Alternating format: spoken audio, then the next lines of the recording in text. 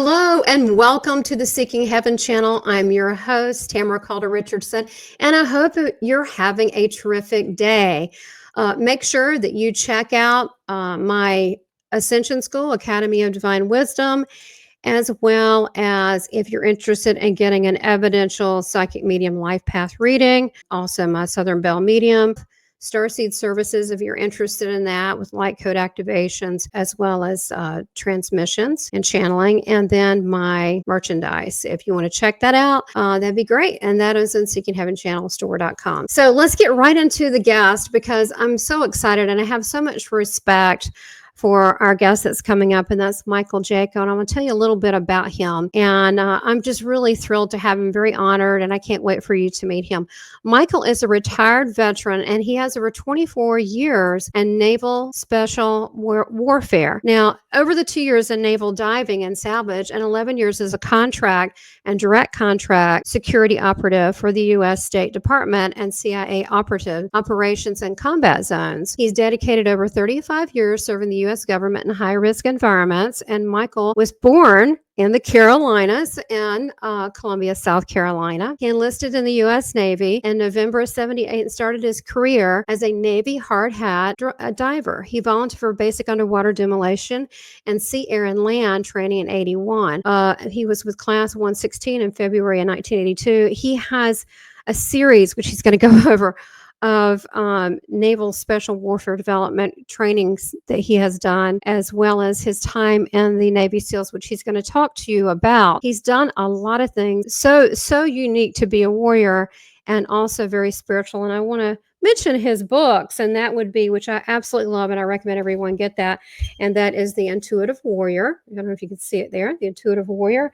And the other one that I'm diving into, and he'll be telling us about this, is The Awakening of a Warrior. And I want to make sure there was no secondary tagline on that. So check both of those out. I'm going to bring him on, and welcome to the Seeking Heaven show, Michael. Thank you. And thank you for being of service to the American people. Oh, yeah. Thank you. And, it's an honor to have done that. And I feel like I'm still doing that now. You are, in a different way. You're taking all your collective training and information and now transmuting it into a bigger humanitarian effort. What do you think? Oh, yeah, absolutely. Being a warrior was a great experience as a SEAL and then working in the CIA. But the development that I underwent during that time frame prepared me for something much greater, and, opened me up to, these incredible capabilities I have now. So it's been a great experience. Yeah, I loved in your book, and I do want to mention a couple things before we dive in. I've got some questions. This is your first book, and then the second one is The Awakening of a Warrior, correct? Which is very meaty, which is your many past lives as being a warrior, which was just so cool. But The Intuitive Warrior, it was interesting how this would unfold, and I really like it because it's conversational, but it's very detailed, as I would expect from you. You really paint a picture, but I love how the situations that you showed, and then you would give example. And to me, that is a sign of a good spiritual teacher, is that you talk about something and then you give an example. And you gave examples of, like, this is where I was. I didn't have all the information, so I had to rely on my intuition. I'm getting ready to drive into a situation. I'm feeling this feels bad. I need to find a way to delay this. And to me, this is such freaking good advice, because so many people don't listen to that gut. And the book is so much more than that. This was life or death with you. You had to. So it's interesting how you, by demand, had to train and use those intuitive abilities, because your life and others depended on it. And you probably, when you started out, didn't see that. That was part of the mission. Yeah, it was great. And like I said, it developed over time. When I was a little boy, I seemed to have these abilities, and over time they kind of get pushed out. I saw angels when I was a little boy. My mom said, "Oh, you're not seeing angels." So eventually you just kind of push that out, and you start the analytical process of training your mind instead of the creative and, connecting with different levels of consciousness. So, eventually I became very gifted in sports. I saw myself as being a pro football star at one point. I was doing really, really well in school, in sports, and just getting by in the intellectual part. But I excelled in some places like science, writing, English, I was an exceptional student, but the other ones were kind of boring to me. So, I didn't do so good at those courses. But I wanted to go to college to play sports, but I didn't want to go to college and do school. So I was like, okay, as a little boy at 5 years old, I want to be a Navy SEAL. So I was like, okay, I'm going to do that path, from going to becoming a pro football player to becoming a Navy SEAL. That's kind of the way my path went. So I like you talked about, I did hard hat diving for a little bit, and then eventually went in and did the SEAL team training, and that was very, very inspirational, enlightening. In that, I went all the way to SEAL Team 6, which is the premier SEAL team, Tier 1. Like Delta, SEAL Team 6 and Delta are like the top. And I had combat experience in SEAL Team 6. I left SEAL Team 6 and started teaching back at Bud's training. So I got to see a deeper side of the consciousness side. So I always thought that everybody that became a Navy SEAL, myself included, were just like Superman, But then I started to realize there's something about the way the mind works. Because I would look at some people and go, that guy's not going to make it. And that was the guy that made it. And I look at some people and like, what a stud he's going to be, like he's going to die. Really? And then they wouldn't make it. Okay, that's interesting. I'd like to find out why you think that is, because, no comparison to yours, but I thought it was interesting. I took 6 years ago, I got my black belt after 8 years in American combative Hapkido. It's my midlife crisis. And I learned about energy and redirecting energy, and then with Arnis, and then I learned Filipino stick fighting, just because I wanted to feel like, I'm 5'2", that I could at least get away, and it was interesting. I learned the metaphysical side of that, which you talked about in your book. You just have this love for martial arts once you've done it, but I could see your love as you were writing it. Yeah, and that's what I wanted to do. Once I did get into SEAL teams, then I always wanted to excel, everything I did. And so in that process of going back to Bud's, I started the first hand-to-hand program for the Navy SEAL teams. I'd always wanted to do that. I was, like I said, I was in combat action, and I had to handle somebody in combat action, take them as prisoner. I was like, I really don't have that many skills. We kind of trained a little bit in it. So I decided to create this course, and we got all the best of the best to come in. And from that's where my skills went to another level. I remember actually fighting. We fight a room full of people, and I would just go into this different state of consciousness, and I would be able to fight a full room of guys, 24 guys attacking me all at once. And if you do the techniques right, you can handle that situation. Mm-hmm. But we would have them, attack over and over again. So I'd kill them, crush their throat, snap a neck, and then they fall, and then they get back up and come at me again. Right, so it's just constant for 3 minutes. Do you know what it reminds me of? We had something called a gauntlet. We'd have to use stick, we'd have to use knife, we'd have gun disarmament. It was like so much fun. But people can get really hurt, so you had to use a lot of discipline. But it reminds me of that scene with Robert Downey Jr. He was in the movie Sherlock Holmes, and where he would slow things down. Did you see that part? It was so cool. And he's got, I'm going to do this, I'm going to do that, I'm going to do this, I'm going to do that. And the exact discipline and order. And so do you feel like that it became more just with ease and flow and robotic from the training? Because didn't you do an intensive for 30 days, like every day, 10 or 12 hours? And then it was like 10 hours every day. 30 days straight. You had to be in super shape to do that, because I can't imagine a normal person would be super sore. You must have been like prime shape to handle that. Well, I was in prime shape, but still, you got beat up. I remember one time we were fighting for, I think it was like probably around the 26th, 27th day. We were like on these berms, and we're rolling and fighting and killing each other as we were rolling down the berm, all kind of crazy stuff. And we'd been kicking each other a lot, and my shins were like, I could push on my shins and it would like go in, like the bones. It was like much. And I remember asking the guy that was teaching, I said, is that bad? And he's like, oh no, that's okay. But serious bruising to the point where your bones are like becoming like mush. And you just learn how to overcome all of that pain. There was one time where I went through, like you're talking about, stick fighting, and I went through what's called a Katapunan test, and you throw darts, and there's a stick you hold in front of you, and you're supposed to hit the stick. And if your partner doesn't hit the stick, it hits you, and you can't move, you can't react. And if you react, you get hit with a stick. And I went through that training. It was pretty brutal. I had like 56 different strikes on my body from being struck. So they targeted me because I was like a leader, and they wanted to make sure I would be incapacitated to a great extent. But you learn how to overcome that. So not having any movement whatsoever, not the slightest eye flutter when you're struck, could be a life or death situation where you're fighting. And if you react, then that's your time that you could be striking, and the other person, takes control of you. And that's what I used to teach. And so it does make a difference. So you slow your mind down, like you're talking about Robert Downey Jr. in that one. Oh, I love that. Yeah, your mind slows down. There was a time where I could draw my knife and stab in the ocular cavity in less than 0.3 of a second. I could shoot 3 headshots in less than 1 second. So you're in that state of consciousness. So that state of consciousness that I learned as a warrior, pushing myself so deep into that, was what really triggered this deeper level of consciousness, that I explain in my books, the remote viewing capabilities, the remote influencing capabilities,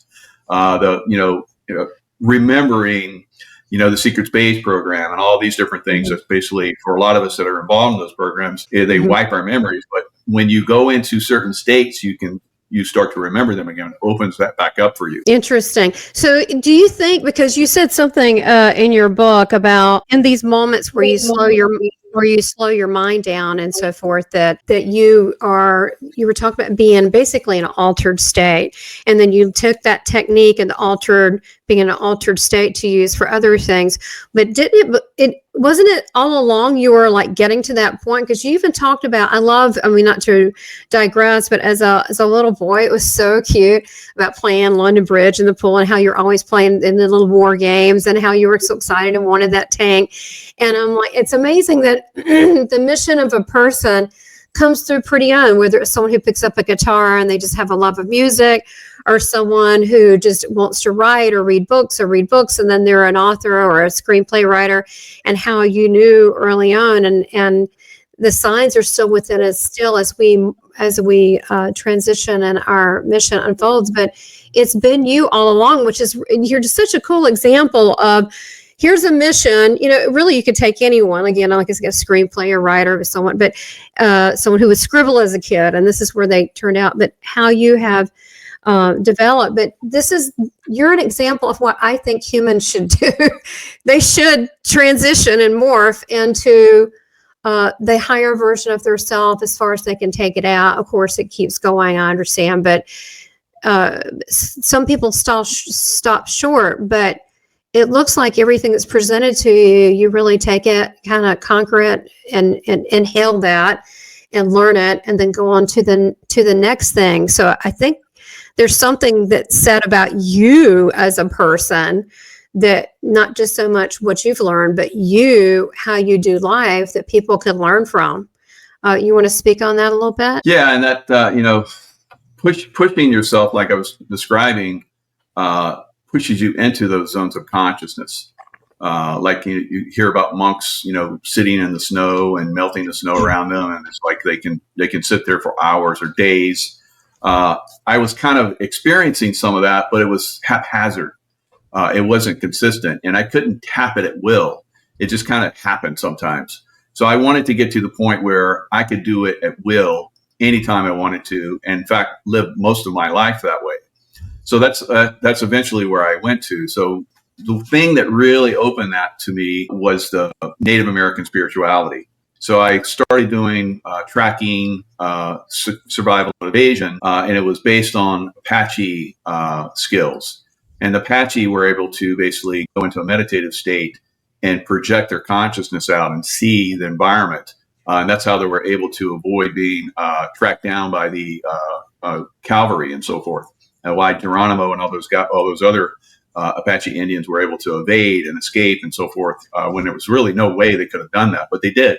So they were going to these states of consciousness. I learned that basically settling my mind down, going to a meditative state, and then sending my consciousness out and looking at trails at first, and then I would see a trail that I'd never been down before. And then I would walk that trail in the physical, and I would be all the things I saw in my mental meditative state, I saw in the reality state. I was like, wow, this is real. And then I developed that. Like you talk about, when I was in combat, before we would go out with our vehicles along this one really notorious road for having ambushes and roadside bombs and so forth, I would project my consciousness out on that road. And if I saw something, I would hold my teams up. And unfortunately, other teams would get hit because they're looking for some target. And then after they clear the road, there was like, I would do a quick look again. It's like, okay. And then we go. And I did that for years and years and years. And eventually I got to the point. Go ahead. I was just going to say, did your team know you were doing this, and did you train anyone else to have this ability to use as well? Like just like not really formally trained, but did you take anyone under your wing? Did they know you were doing this? I did eventually, and it's interesting. Some of the guys that I trained, very very few. Many people didn't understand it. People were like, "If you see something, let us know." You know, they understand what I was doing. Even though I described what I was doing, they have no. And of course, it took me long years of developing to get to that consciousness state where I could do that, and then a level of development to be able to do that over and over again. So they didn't quite understand it. Some wanted to do it, and I would like tell them about it. That'd be as far as it would go. And then I trained, I think, 1 or 2 people that became exceptionally good at it, but to a certain point. They never developed it to the point that I did, unfortunately. Right. Well, and that's another thing, is ability. And I think a lot of it has to do with your intention and wanting that. Like you said in class, if it was boring, I'm the same way. I did horrible. If I liked it, I did great. So that has a lot to do with, your stake in it. Well, Michael, you're amazing. I would love to have you back, talk about whatever you want to, and disclosure. And tell everybody, I know that you can get let me put the books up here. This is your main book that you've been, I love them. They're both fantastic, but The Intuitive Warrior, Lessons from a Navy SEAL, Unleashing Your Hidden Potential, which truly it does do that. And then your other one, I'll hold the book up because I didn't get a electronic version. This is the beautiful book, Awakening of a Warrior. And then you have lots of other offerings. You want to tell people about that? Yeah, on my website, michaelkjaco.com, I have a clothing line that has, Intuitive Warrior stuff and rash guards and all kind of great stuff. And then I have courses. You can tap into the courses, the Intuitive Warrior, Unleashing Your Intuition, remote viewing, remote influencing, past lives, become a Navy SEAL, warrior mindset, that kind of stuff. So there's lots of different courses on there that you can tap into. And, we're constantly helping people to evolve, and that's what we do best, and that's what we want to help people with in the future. Well, you're welcome back here anytime. If you have any projects or anything you want to promote and let people know, I think you're terrific. You and your wife Tracy Jo, you are a power couple. It'd be great to have her here sometime too, with her wisdom as well. Thank you for really stepping out and the bravery that is the biggest one, which is showing that vulnerable part of you about love and transcending all that fear and all the lifetimes that we've all made silly decisions and coming together in this harmony of love. Thanks for being that movement, Michael. Thank you. This was a great discussion. I really enjoyed it. Thank you very much. Yeah, I did too. Thank you so much. Much love to you. Bye-bye. Much love. Bye-bye. If you've enjoyed today's episode, be sure to subscribe, like, make comments, and share with your friends. I appreciate you and your continued support.